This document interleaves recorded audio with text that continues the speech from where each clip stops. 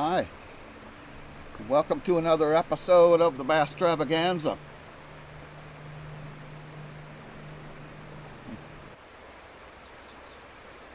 Before proceeding, I just want to point out, I look back in my older videos from last year. Started out with this proud tall blue jay's feather, and then it broke in half and was flopping around and gradually kept breaking off till it was just gone. And I saved a brand new blue jay's feather for this new season, and I put it in the other day, and within hours, Vladimir Guerrero hit 3 home runs. And his father, Vladimir Guerrero Jr., his father is like the greatest baseball player in Canadian history. He's in the Hall of Fame. He never hit 3 home runs. And his son hit 3 home runs in one game within hours of me putting my new Blue Jays feather in my Cubs hat. And the Cubs were in first place. I don't know what the evil Cardinals did last night, but anyway, I'm going to backtrack a little bit here, like maybe 15 years. I've crossed enough saltwater in small boats to travel around the world at the equator multiple times. And a lot of that was over prime Chinook salmon water. But until this day, in the video coming up, I'd never even made a cast for them or spent 2 minutes fishing for them. I think it was because I was single and, like, what the heck was I going to do with 20 pounds of dead meat? I don't eat that much salmon. And you have to understand what it was like in those days. You didn't need to go out fishing. Everybody else had a boat and people were always out fishing. All you needed was space in your freezer, and by the end of summer, other people would fill it up for you with salmon they were trying to give away. So by this time, I was living in Oregon and doing GIS for the city of Ashland. But during all the 10 years I lived down there, I always made a spring bass fishing trip up to Van Isle, and sometimes a quick second trip up in the summer or the fall. And I always bought a tourist fishing license, and I always released every fish I caught, except for this one summer when I had a cooler with me and I loaded it full of ice, and I harvested my legal limit of gooseneck barnacles and manila clams. I used to be a commercial harvester of those species here. And on my legal limit of oysters, I think, and my legal limit of sea-run cutthroat trout from Kennedy Lake, and all this caught under my recreational tourist license and all stashed on ice. And I had one more day left, and I was hanging out with my old buddy John in Machosen, and he was born into salmon fishing. His father had taught him how to catch big springs, and he had a stupendous boat all rigged up for it. And he said, "Hey, you've got a cooler half full. Let's go out and catch a salmon, and we'll fill up your cooler before you head south." And back in those days, there were so many salmon swimming around in the ocean that they had these big salmon derbies all summer. I loved my bass fishing, but I never had the slightest interest in those crazy bass fishing tournaments. And I never had any interest in salmon derbies either. And the biggest one of all was the giant Strait of Juan de Fuca Salmon Derby. There were hundreds of boats, maybe 1,000 boats, out trolling around that weekend. And the biggest prize for the biggest fish was $10,000. So this was a new experience for me. I headed out with John and his friend Rob, and right into the middle of this madness, and we hooked into a little one right away. I was running the camera. This was way before GoPros, so I had my old Sony Minicam. And it was all John and Rob could do to get that little 20-pound dinker into the boat. Anyway, all of a sudden I hooked into another little 20-pounder, and I got up to run the camera, and then the other rod bent over and line started peeling off so fast there was smoke coming off the drag. And John yelled out, I can't remember his exact words, but something like, "Richard, grab that other rod. We're afraid to touch it because it might pull us overboard." Hang on to him now. So I had to step up and battle that big fish. I'm going to try to keep him on that quarter. I want to keep away from this other downrigger. And I seem to remember that somebody had brought along a few beers, and since they were running the boat, I had to be the one to drink all the beer. And that's why I need to set the record straight here and now. In case you might hear any stories that I'd had a few beers and I was dozing off on the foredeck when these next 2 fish bit. Nothing could be further from the truth. I wasn't sleeping, I was meditating. I was in a state of deep Zen concentration because I knew that if a really big fish hit, those other two guys were going to pee their pants, and I'd have to get up and step up and grab the rod and fight the dragon myself. Holy crap, he's going around behind again. Hang on, boys. So I was not dozing off. I was preparing myself mentally and physically for the battle to come. Spinning it around here, I'm hoping. Russ, watch out for that rigger. Let them fire right off. It's tempting to make that thrust, but that would be the end of it. Okay, now go to the front.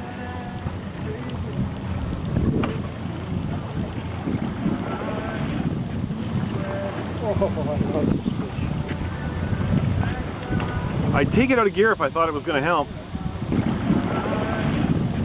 I'll tell you. He is in the fucking bag. That is the biggest fish I ever saw at the end of my fishing rod. It's what they used to call a slab. Slab. Then I was on the ferry to Port Angeles the next morning and back in my cubicle near the California border doing GIS the morning after that. Monstrous. Look at that. 3 giant fish. Caught by none other than the Oregonian. Sheboygan. So that was the one and only big Chinook I ever caught in my life. And the one and only time I ever tried. And I was on the ferry to Port Angeles the next morning and back in my cubicle near the California border doing GIS the morning after that with a giant cooler stuffed full of bounty from Van Isle to give away to friends down south. I wanted to show that video because it's relevant to the rest of this episode. So just to conclude this part of the story, as I mentioned, this was the weekend of the giant Strait of Juan de Fuca Salmon Derby. It was one of the last ones ever held because those derbies have gone extinct now with most of the fish they used to catch in them. The trap shack. Oh my goodness. But before he cleaned that fish, John took it to a certified scale and weighed it. And it was just over 40 pounds. Now, John has tens of thousands of dollars invested in that boat and trailer alone. And if he was half as good of a salmon fisherman as he thinks he is, he might have been smart enough to spend the $10 to buy a ticket for that tournament, but he didn't. Especially if the winning fish won $10,000 first prize. And so later he checked the newspaper and he sent me an email down in Oregon, and the $10,000 fish weighed just over 39 pounds. And whoever caught it, Mr. Man, you don't know how close you came to finishing second in that little extravaganza. So thanks again to John for taking me out to your favorite spot and giving me a chance to show you and Rob how to land a really big fish. And it was a good one for store-bought gear.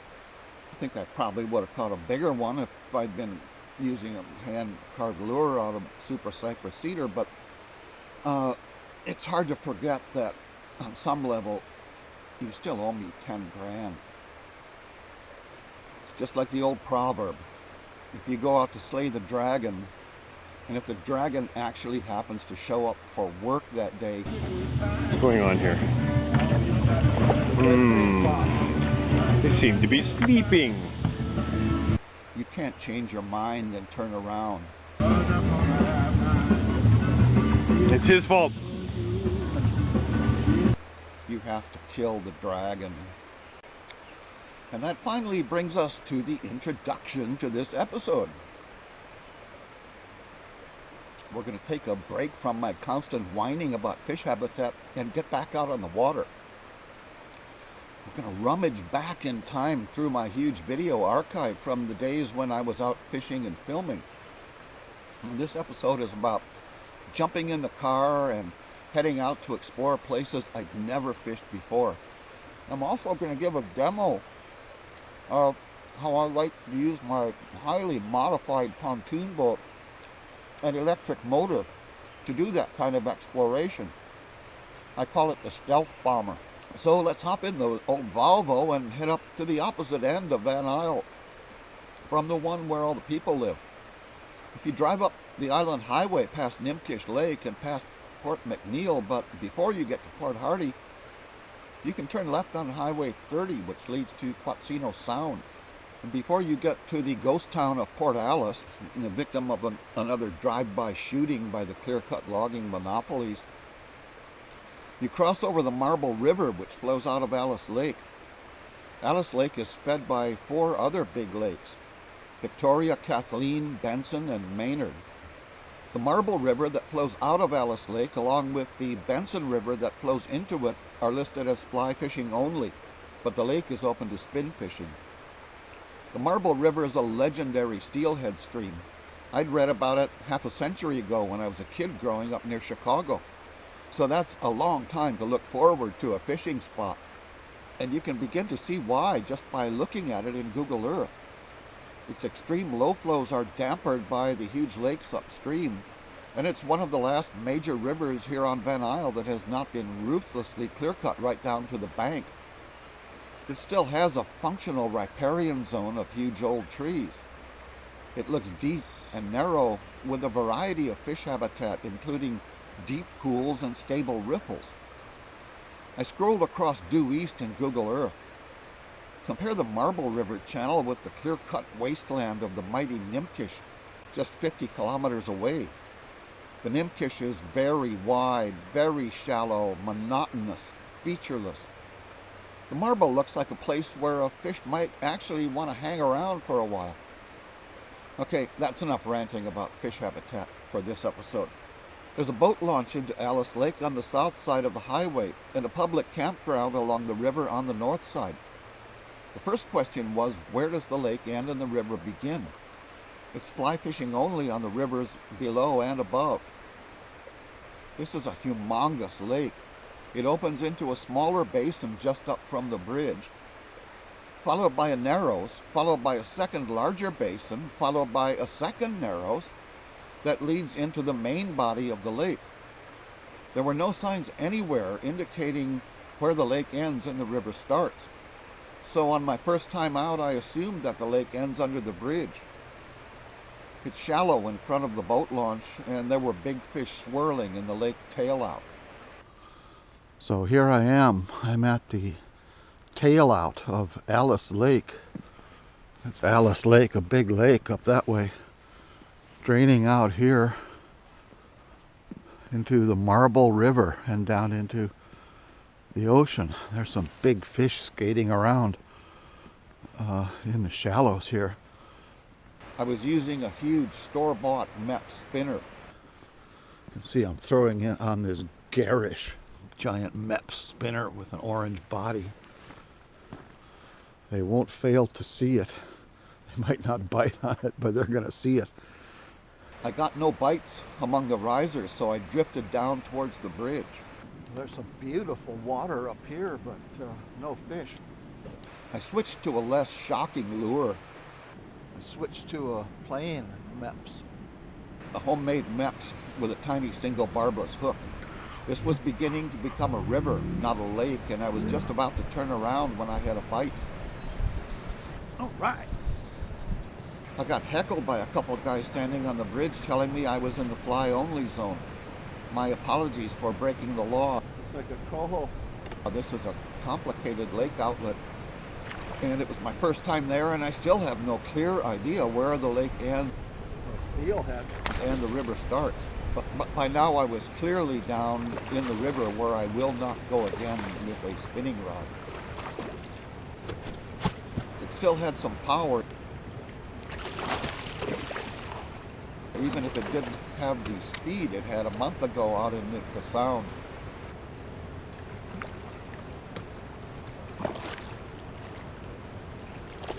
Solid coho, dark and ready to spawn. Alice Lake coho.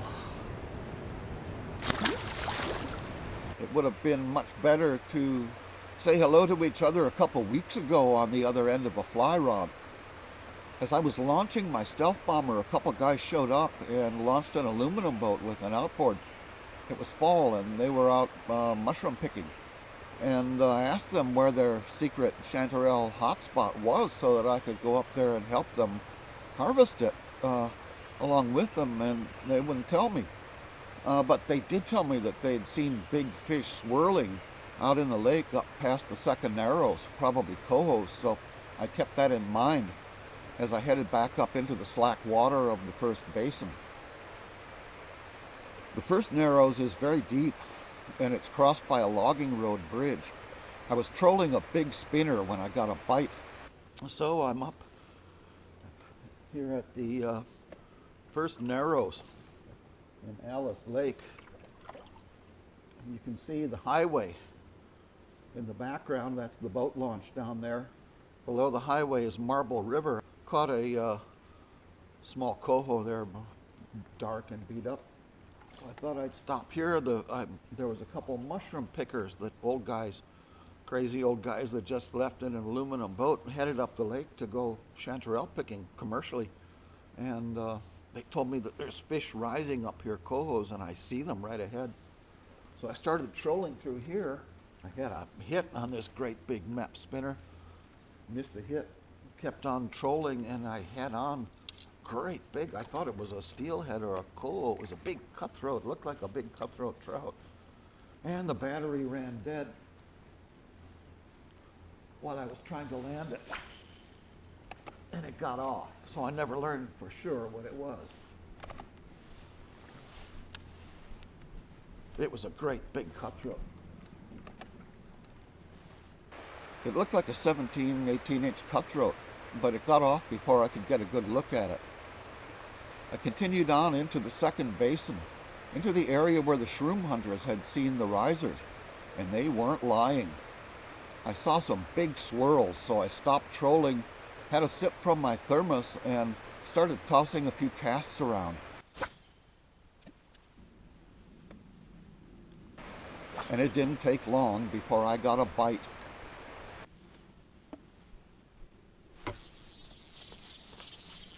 There's one.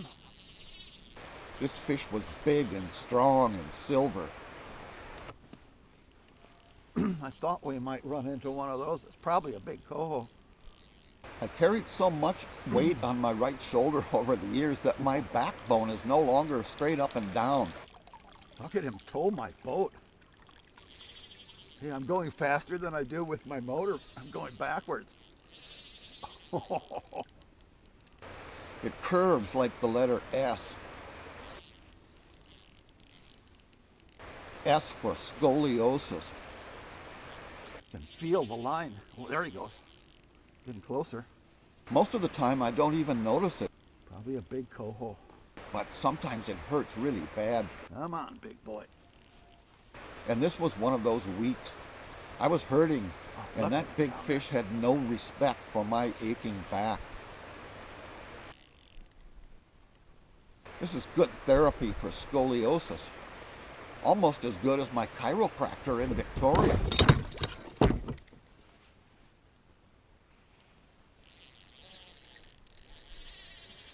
With a tiny spinning rod and 10-pound line, it was hard to convince that giant fish to make a guest appearance on camera.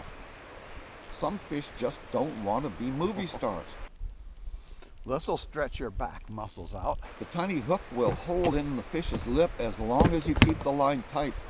Oh, he got off. Oh, I never even got a good look at him. But it will fall out the instant the line goes slack. Well, I don't know what kind of fish that was, but it was too big to be a coho. I leaned back to rest my sore back, had another sip of coffee, and before I could even turn the camera back on, I saw another rise near the boat, so I tossed out another cast. And it didn't take long to get another bite. This is another one. I saw it rising. Holy crap. It came right up to the boat, and then it went straight to the bottom. It won't come back up. I'm getting pretty shallow here, but I didn't realize how deep it was.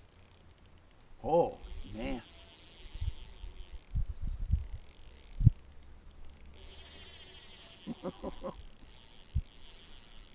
Gee, it's like being hooked onto a hippopotamus.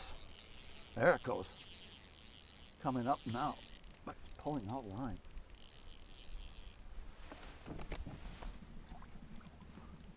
Maybe I'll drive over toward the fish.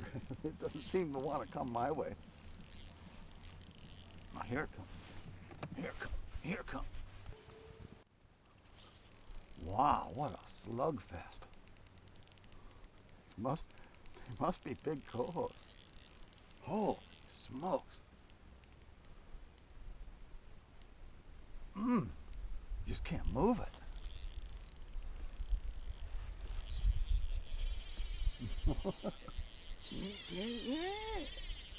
Wow.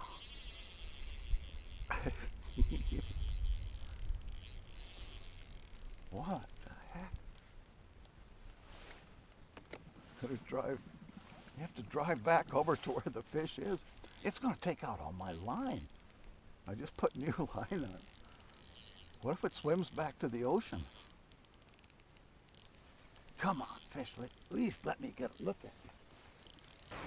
This one wasn't quite as big or not as silver, but it was still a pretty good tussle for an old fat cripple in a pontoon. What a slugfest. I still don't know what it is. I don't even know if it's a fish or not. Oh, it's like fishing for those giant groupers in the Bahamas. Must be. Can't be a coal, can it? What the heck is it? I still haven't got a look at it.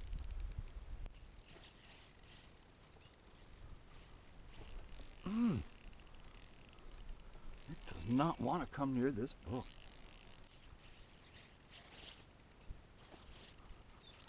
I'll have to time this if I get the video off this. How long it's been, I still have not seen this fish. I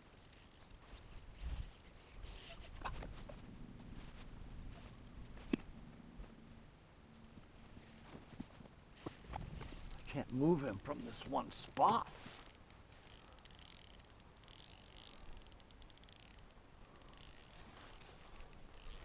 There's an anchor line off of this dock here, I bet. I don't want to run into that.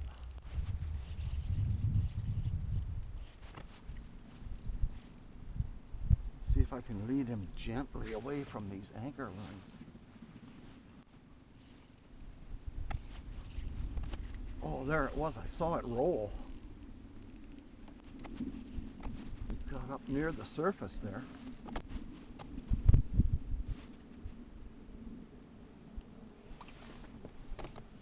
Wow, it's a giant fish. It's a giant Chinook. Holy smokes. Well, I saw its tail come out of the water. And I saw its middle fin come out of the water. Giant. This is a giant fish. Look at that. Oh. No. Oh.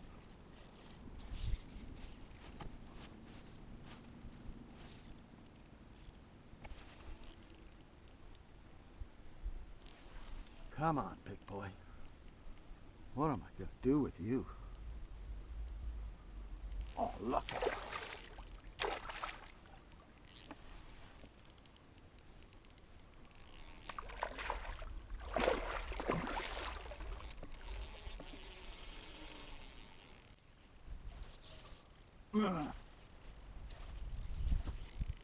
Wow. Look at that fish.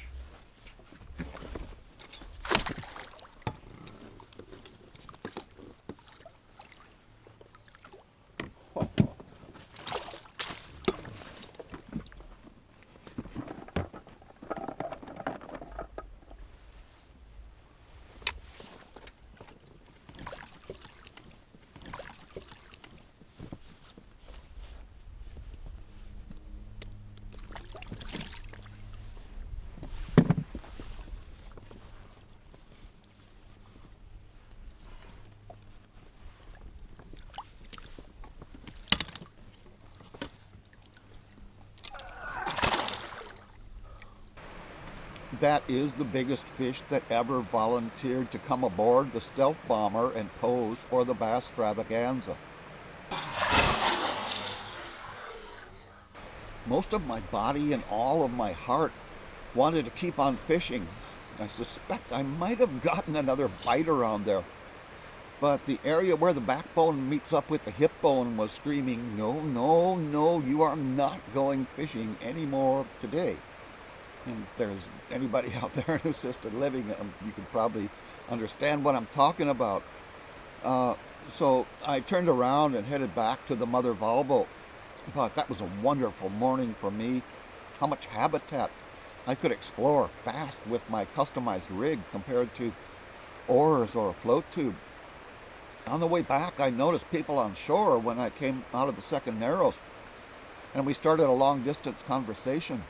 It turns out they're running a Chinook hatchery there, and the fish I'd been tangling with were schooled up and waiting to become next year's brood stock. I could have delivered my fish right to them. And some of these fish seem to be hanging right on the surface, so you could probably catch them on a fly rod. Maybe they could invent some new kind of salmon derby here where, instead of the contestants taking their fish home in coolers, the recreational fishermen could deliver their catch right into a net pen anchored out in the middle of the bay, and then they could save the hatchery the trouble of rounding them up. And if you were the guy that won the tournament, or woman that won the tournament, who knows, kid that won the tournament, your gene stock would be reflected in the oncoming years of the future. The woodpecker. The fish you caught could be represented in the gene stock of the future, right? Anyway, the hatchery people told me that in their view, the river begins at the second Narrows, so all the trolling I did between the boat launch and the logging road bridge was in fly-only zone. I've got no problem with this, but it sure looks like a lake to me down there. I wish the province would post signs or print a map of the boundary in the reg somewhere. If I was going to draw a line between the lake and the river, I'd probably put it around here, right off the boat launch. Now that I've been out on that water, I'm going to make the second Narrows my personal spin fishing boundary unless I hear different, and maybe even if I do. There's great fly fishing water in the lower basin, and I don't think you need a spin rod down there, legal or not. It's like Brett Maverick said, I don't cheat at cards. I don't have to. I hesitate to even publish this video. I was only there for a few minutes in my life, but I don't doubt that there may have been a few more fish there. So if anybody gets inspiration from this video to go up and fish Alice Lake, please treat those big fish with respect. They made it back this far. Don't go sticking them with triple hooks. Let them get back up to the hatchery safe and sound. There are bound to be volunteers up there working so hard to keep this run of wild fish alive. Don't rip them off. It's great to see those big Chinooks hanging on in any watershed here on Van Isle.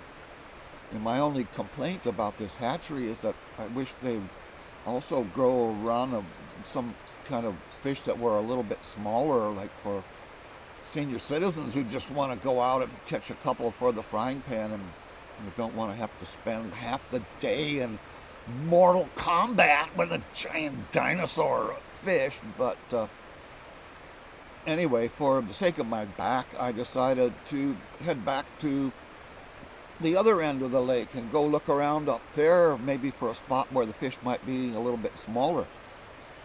But what a beautiful and enlightening morn it was. What a wonderful first trip out onto a new lake, and way better than sitting at home watching Viva Taliva reruns on TV. And it's so fun to look back on it again now, and I hope I captured a little bit of it for you on video here. So after loading out, I headed west.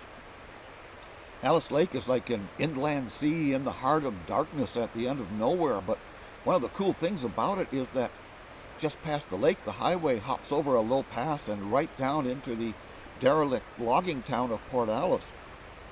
Now that the big companies that own the tree farms have pulled out, there are no more jobs for the local people who live in the ghost town left behind. And all that's left for them is to watch their magnificent last stands of old-growth cedar hacked down and hauled off to the other side of the island. So I filled up the Volvo with gas and headed back to Alice Lake. There's a gravel road that leads off the highway to a campground where the Link River, flowing out of the even huger Victoria Lake, flows out into Alice Lake. So here I am at the top end of Alice Lake in the park. Alice Lake or Link River Regional Park. It's a really pretty spot, and only a few other people were there this late in the season. I picked out a campsite and laid my foamy on the ground to rest my back. There were big shrooms everywhere, boletes and amanitas. The boletes were already wormy. They may have been good eating a week ago. You can see it's just a massive swarm of Amanita muscaria. There were enough amanitas to psychedelicize the entire population of Van Isle north of Parksville.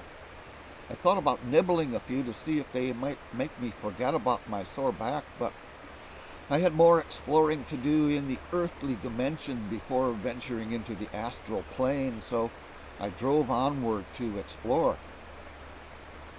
First, I followed the road up along Victoria Lake. The outlet looks fishy, but I couldn't find any way to get near it. This road eventually loops around back to Port Alice, and there's a campground and boat launch at the other end. But that's 20 kilometers away, so the outlet appears to be almost wilderness that seldom gets fished. There may be all sorts of fish moving up through that Link River. Driving back into the campground, I continued on past the top end of Alice Lake and onward up the Benson River. The road doesn't come very close except for a bridge crossing a ways upstream. This is karst limestone country, full of caves and weird eroded rock outcrops. There's no more easy access to the river. Continuing on, you come to the Devil's Tub. So I came up in the mountains here looking for the upper Benson River and the lakes that are connected to it. This is the Devil's Bath. And apparently it's a big pit in the limestone here. And apparently it's connected by caves to the Benson River.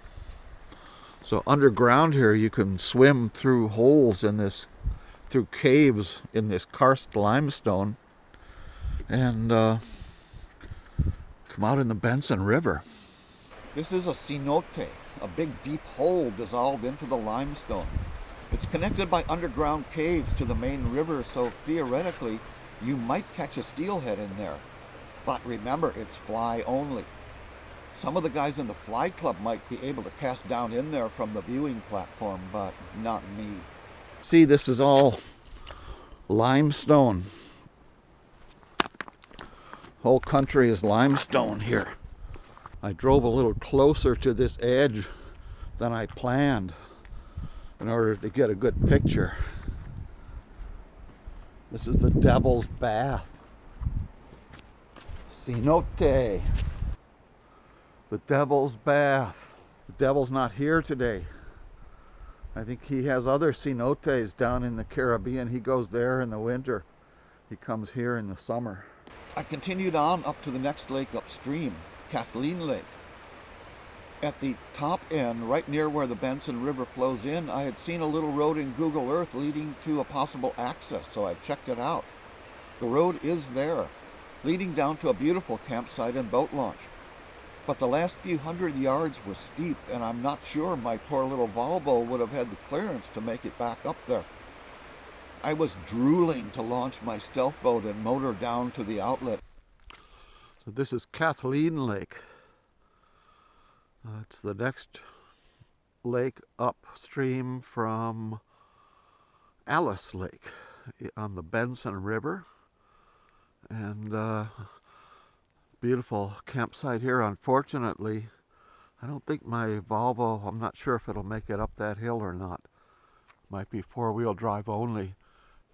I decided to leave that spot for another day and maybe for another vehicle with more clearance. It's nice to have a few fantasies as you get old, and the outlet of Kathleen Lake is one of mine. Continuing on, there's a bridge across the river between the lakes.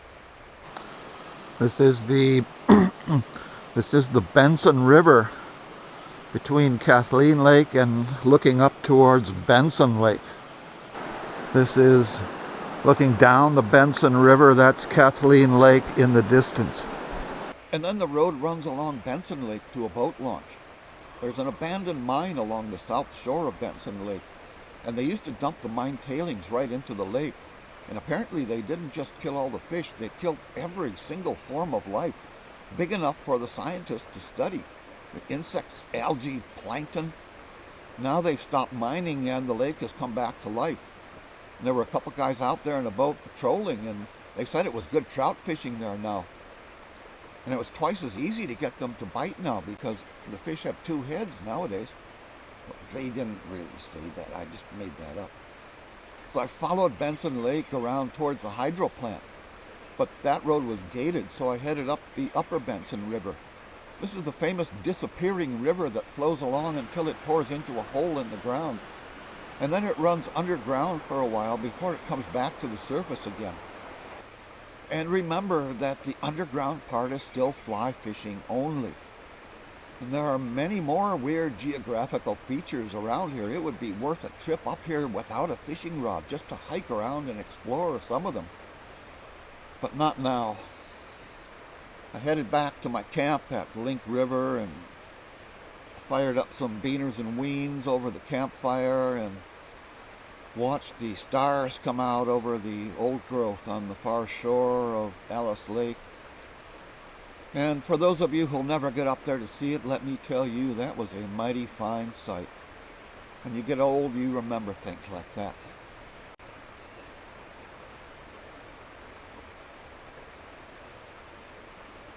So, first thing in the misty morn, I headed back out onto the big lake. So here I am at Alice Lake, Link River Campground. Yesterday morning I was down at the south end. I caught coho and I almost caught a big cutthroat and caught a big chinook. So it was a good introduction to the lake. And I went and explored the Trib rivers yesterday, Benson River. So it's sunup the next day. Right up the shore here from the campground is the Link River, which flows in from Victoria Lake, just up the way here. And then at the top end of the lake is the inflow of the Benson River, which comes in from those lakes I went to yesterday, Kathleen Lake and Benson Lake. So let's go check it out. Summer was packing up and getting ready to leave town.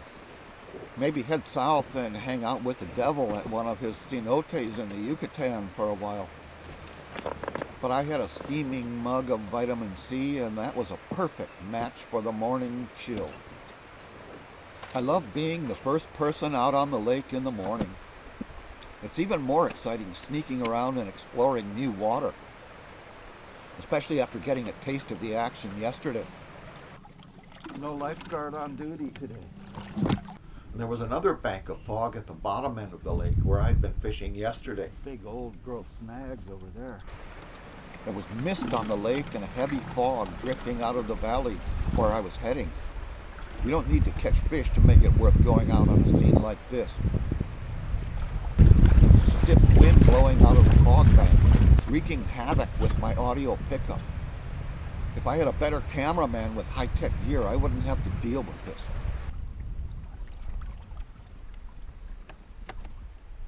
So here's the Link River. Comes in right next to the campground. It's part of the campground. Kind of a nice scene back here where the morning sun is shining through this fog. I think the Benson River, yeah, it'll be up there. So that's where I'll go next. I fished off the mouth of the Link River and got no bites. I was surprised. There must be fish there sometime. So what? I'd rather be out here catching nothing now compared to catching lots of fish in the middle of the day at some crowded lake. And I still had the whole day to look forward to. So you can see where I'm at here. Up at the top end of Alice Lake. probably a little bit of glare in this video. There must be a river, Benson River, coming in somewhere up there. And I've been coasting up this shoreline. There's between the park and here, there's a tract of private property being subdivided. We look down the lake. Way down that way is the outlet where I was fishing yesterday. That point on the left is the Link River campground where I launched. And the shoreline back from that campground is privately owned, currently being subdivided, and within a year or two there's going to be docks along there, and on the other side of the Link River campground there'll be docks and trophy homes, and it's going to be a different place pretty soon. These are the finest parcels of recreational property I've ever seen on Van Isle. Waterfront acreage is covered in dense second growth trees, fronting on a lake full of big wild fish, 15 minutes away from a boat launch into the Pacific Ocean, and the 4 essential elements of human civilization: a grocery store, a gas station, a medical clinic, and a liquor store. If I was a younger man. It won't take long. So we're looking up.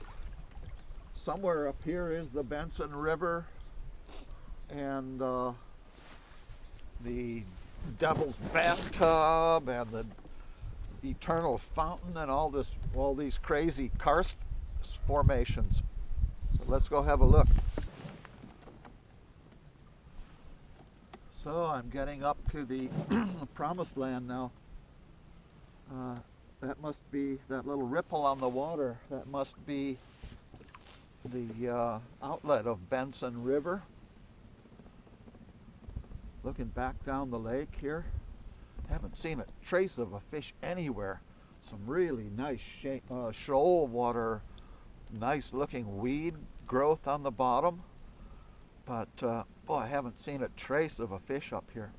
So I'm gonna head up to the river. Well, I'm not catching many fish, but at least it's not too crowded. So here I am, made it to where I wanted to go. This little ripple here is actually a distributary, one of the little mouths of the Benson River. Little side channel. The main river you can see coming in, the ripples way off there in the distance. There's a big flock of birds just flew in and landed there. I don't know what they are. Came all the way up the lake. I have not seen a single fish anywhere until coming in here. I saw a little minnow flip. It's a beautiful looking lake, spectacular. I knew there had to be fish here. I could feel it in my bones.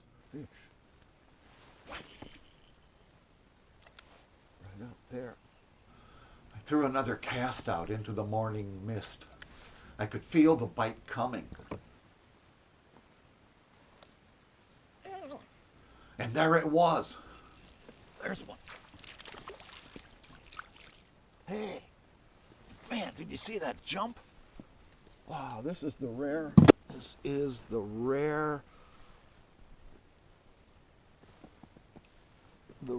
Alice Lake cedar trout.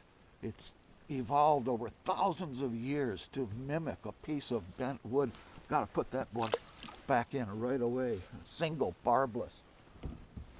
You don't see that every day. Oh, that makes my trip. This may be the first live video ever recorded of the rare and elusive Alice Lake cedar trout. At first glance, you'd never know it's really a fish and not just a piece of driftwood. But driftwood doesn't bite on spinners.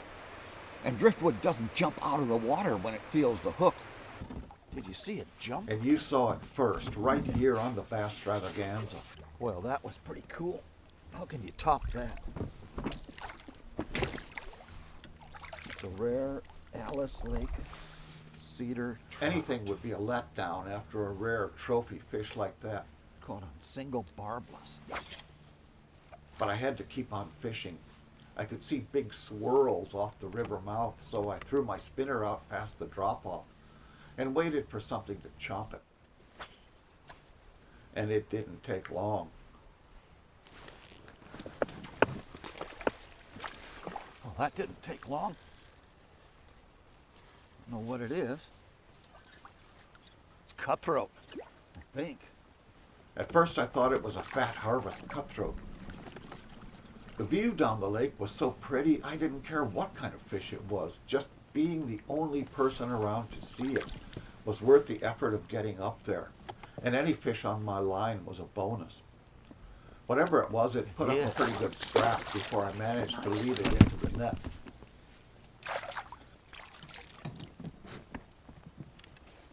It's a jack coho. A jack is a male salmon that returns to spawn. Nice jack coho. Good to see there's one here. A year earlier than its brothers and sisters. There were fish swirling and jumping off the river mouth. Oh, there's one rolling there.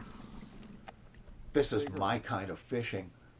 Not another human in That's what I sight, wanted to see. and a 99% chance of getting a bite on your next cast. Well, I'm going to catch one and I know it. I just caught a coho jack and saw a big fish swirl out here, and one just jumped here about 3 or 4 pounds. Probably another jack. I'll go catch him right now.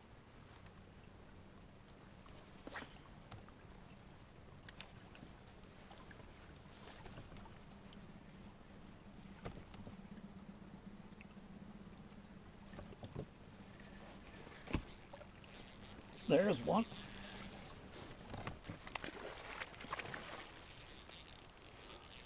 I knew he'd be there. This one was a little bigger. I didn't know if there were any Another cohos coho. in the Benson River. Now I do. They're almost certainly wild, and I love to see them up here. Their kids will roam all over the river and the lake over the next 2 years before heading back out into the ocean. So they need quality freshwater habitat 24/7, 365 days a year during that period.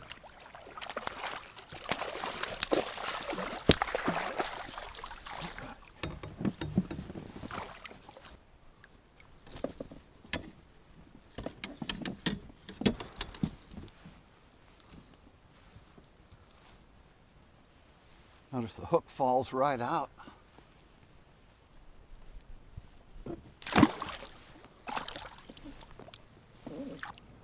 I love the feeling of being the only boat out on the lake with the early morning mist rising and the birds singing. There's undoubtedly some bigger ones out deeper. They're fun fish to scrap with on light tackle. Oh, well, that didn't take long. What do we got here? Oh, he got off. No, he's still on. Thought he got off. Oh, it's a nice fish. Oh, yeah. Come on, big boy. Oh, oh. Big boy. Oh, oh. If you use single barbless hooks and a soft net, Coho. and don't let them touch anything dry like the pontoon skin or your pants. Look, the eagle's doing a flyover.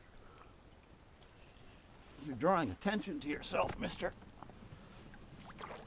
I'll have you for dinner. I'll let you go. The only injury they suffer will be to their pride.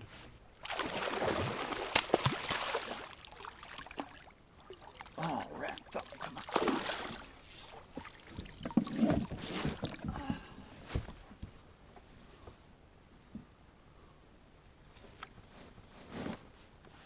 I think that might be a steelhead.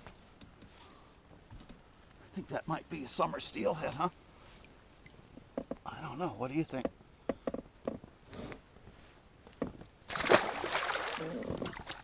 These fish are a better match for people with sore backs. Better than those giant ones I was hooking into yesterday at the other end of the lake. Well, you know I've got to do that again. I just have to do that again. I retied my knot. Let's try it again. This is better than physiotherapy. I think I'll fish at this end of the lake from now on. Is it possible to make a cast here without getting a bite? Oh my, it doesn't take long, does it? This one is bigger than the last two. A nice solid adult coho, not a little jack. Perfect exercise for my sore back. You can't try to horse these fish in or they'll break your line. But you don't want to play around with them either. Get the job done quick and fast and get them back in the water so they can head back out into the lake and meet up with the love of their life, which won't be very long, and hopefully raise a lot of kids.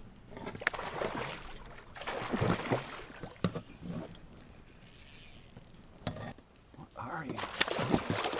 Another salmon.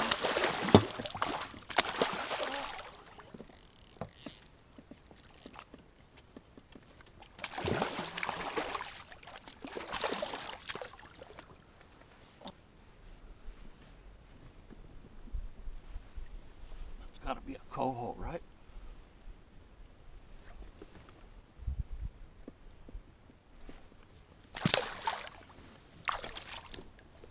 There were more fish rising and swirling, but they were spooked by all the action around my boat.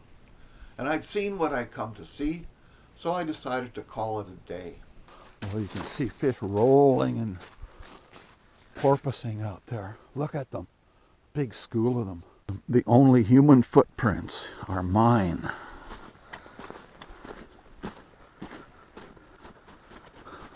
Even though it was late in the morning, there was still frost on the beach in the shadow of the forest. So you can see fresh deer prints here. First frost of the year.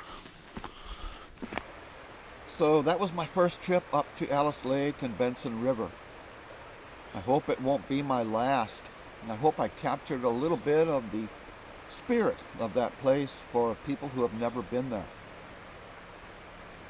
In the previous episode, I was ranting about freshwater fish policies, and I don't want to be overly critical about the frankenfish industry here on Van Isle. I enjoy fishing for hatchery trout too, and my favorite place to do it is on the mainland. And we've been pretty much quarantined here on our island for the past 2 summers. And if you're going to get stuck on an island, there's no better one in the world to be confined on, in my opinion. But it breaks my heart to see another summer go by without getting out to fish some of my favorite hatchery trout lakes along the boundary country.